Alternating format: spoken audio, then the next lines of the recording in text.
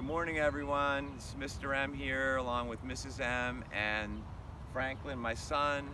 We're here at Brookdale Park in Montclair at the track. We are at the track today because our lesson is about another very important physical activity, and that is running. Okay, so we're going to be discussing running at this time.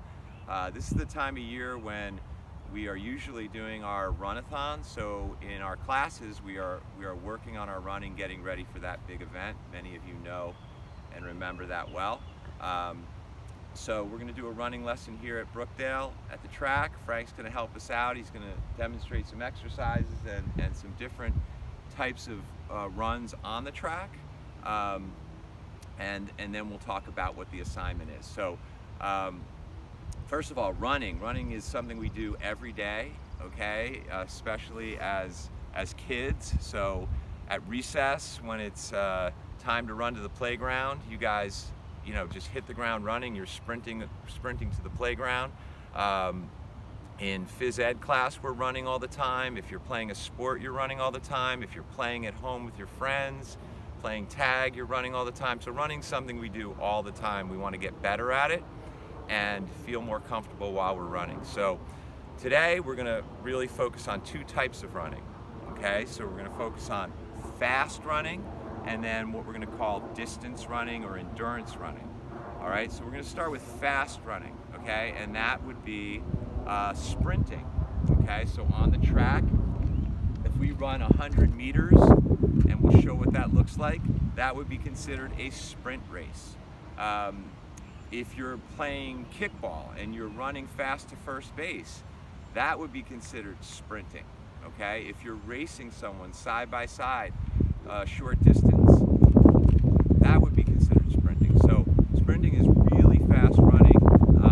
Playing a sport, if you're trying to get to a soccer ball before your opponent, you would be sprinting towards that ball. So we're gonna work on that first. Sprinting is something that we have to train for. All right, we have to make ourselves strong to be good sprinters, to run fast. So we're going to show a couple of exercises here to show how you can make your muscles stronger to become a better sprinter, a faster runner. All right, so the first one combines squats and lunges, and you could do any part of this or try to do the whole thing like Franklin's going to do. But these exercises are going to make your quadricep muscles really strong, right up here in your thigh. Big muscles need to be really strong if you're going to be a fast sprinter. All right, so let's just take a look at what this exercise looks like. Frank, go ahead. Lunges and then into a squat. And that also requires excellent balance. So you might see some yoga in that. And that's going to help us with good balance. And balance is really important to be a good runner. So excellent job there. So you guys can try that. See if you can do that. That's going to make those muscles much stronger and make you faster. Now the other thing that we need to work on to become a good sprinter is our core, okay, the muscles in here, and our upper body. All right, so we're going to do an exercise here that you probably know as a mountain climber. You can see Frank is supporting his weight with his core and his upper body, and his legs are moving freely, okay? And you can see that he's working on flexibility as well, and that kind of activity there is going to help you to become a better sprinter, a faster runner, all right? So we're going to show what a sprint run looks like on the track. Frank is going to run to the starting line. I'm going to go to the finish line, and we are going to work on timing. Frank, come on over here. All right, so I have a stopwatch. If you want to pause the video at this time and find a stopwatch or use a phone to time Frank run this 100-meter run, that would be a good exercise because you would learn how to time someone running, and that's important. You might want to time yourself or time a friend. So it's important to learn how to use a stopwatch to time yourself or someone else when they're running. So I'm going to raise my hand up, and when I bring it down, Frank's going to run the 100-meter. And if you don't have a watch, you don't have a phone, you can count, okay, as long as you count at the right pace. And one way to count at the right pace is to just put a word in between the numbers as you're counting. So we could use the word Bradford. So if I were counting, to do it right, I'd say 1 Bradford, 2 Bradford, 3 Bradford. That's the right pace for counting. So if you have to count now, that's fine, but let's see if we can all come up with the same time for Frank's 100-meter run. So he's way down on one side of the track, and I'm here. He's gonna get into a position ready to run. I'm gonna see he's ready. He's gonna see that I have my hand up. When I bring my hand down, he's gonna sprint straight line right to the finish line. Ready, set, go. Here he comes, he's sprinting the straight line, trying to keep his hat on. There goes his hat, but he can't go back to get the hat till later. He's sprinting through all the way, and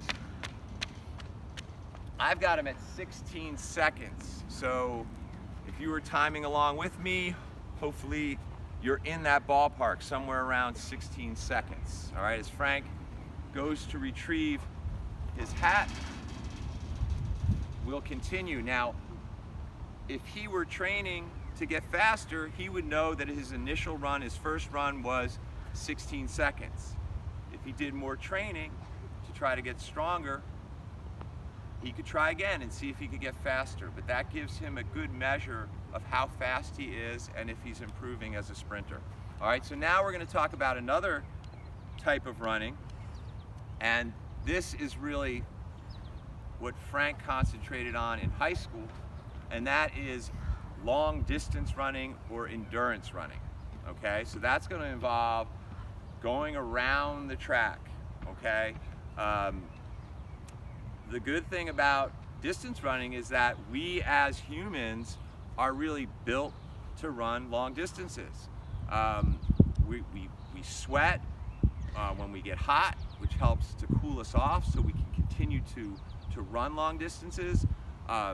We have great posture for running long distances, so we want to use our posture for sure to help us run long distances, and our feet work really well for running long distances. They're kind of like springs for us, and they keep us moving forward, and with our posture we can stay nice and balanced and be really efficient, and those are some reasons that we're really good at running long distances. All right, so first of all, let's take a look at Frank's posture, and this is something that you can practice in front of a mirror or have someone watch you, but you want to make sure your head is up, your chin is up, you have excellent posture, and when your feet are striking the ground, they're striking the ground right underneath your hips, okay? And that just makes sure you have really good balance when you're running, and it's just something to work on. And if you had limited space at home and you wanted to practice running, this is something you could do. So that's just to make sure we feel good about our posture and our balance, okay? And now we're gonna do something that incorporates good posture and balance, but also allows Frank to use his feet to really propel himself into the air. So these are some skips, some high skips, and you can see he's pushing off using those natural springs he has, which are his feet, okay? But he's also staying nice and tall, nice and balanced as he does that, and that helps him get ready to run a distance event. All right, so this is what we're gonna do. I would like it if you could time Frank along with me. One more time.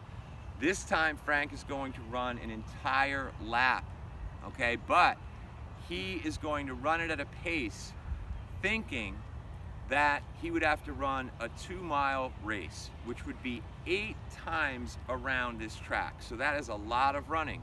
So keeping that in mind, he has to pace himself, okay? We talk about that a lot in getting ready for the run-a-thon, because during the run-a-thon we have to run for 30 minutes, and we always talk about how you have to run at the right pace in order to be able to have energy to run a full 30 minutes. So Frank is thinking about running 2 miles as he does this one lap, and again, 2 miles would be 8 laps around this entire track. All right, and we'll time him and we'll see how he does. and then we could kind of figure out what his pace is, and then we'll wrap it up. So Frank, you're going to start right here, right? He's going to do a full lap. If you're timing with me, get ready. See how this is, again, something that Frank did a lot of in school, so this is what he's comfortable with. Let's see how he does one lap around the track. All right, so once again, we're getting ready, set, go. All right, let's see if we can follow him a little bit with the camera, and you can see he's got nice balance, but he's running at a much slower pace than he did when he was sprinting. All right. There he goes. So that's now on the straightaway. I don't know how well you can see him, but I can see that he's really relaxed as he's running. His head is up. He's striking the ground underneath his hips. He's coming around that far corner.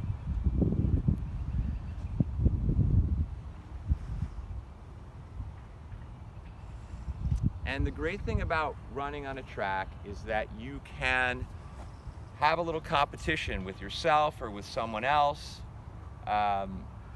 It's something we can do to push ourselves to be stronger and more fit. Here he comes on the final stretch.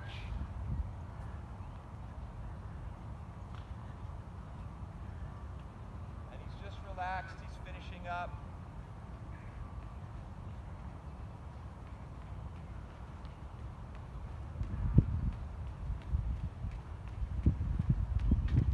I have Frank at about 120, okay, 120.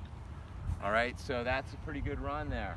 All right, and that pace would be a good pace for Frank if he was running 2 miles, and he would just have to continue on again, doing 8 of those laps to get to that 2-mile point. All right, so we have discussed the importance of good running. We've discussed 2 types of running, sprinting versus endurance running or long distance running. So hopefully you learn some exercises that you can do to help you become a better runner. You've learned some techniques about sprinting and long distance running. Hopefully you enjoyed the video, and once again, very important to me is that you comment. Okay, write me a comment to tell me what you learned from this video. Okay, it's like when we're in the gym and I teach you something, a new game or something, or a new activity, I always ask questions because I want to know what you learned. Okay, so in this case, I'm asking you to tell me what you learned. Okay, that's always important for me to know.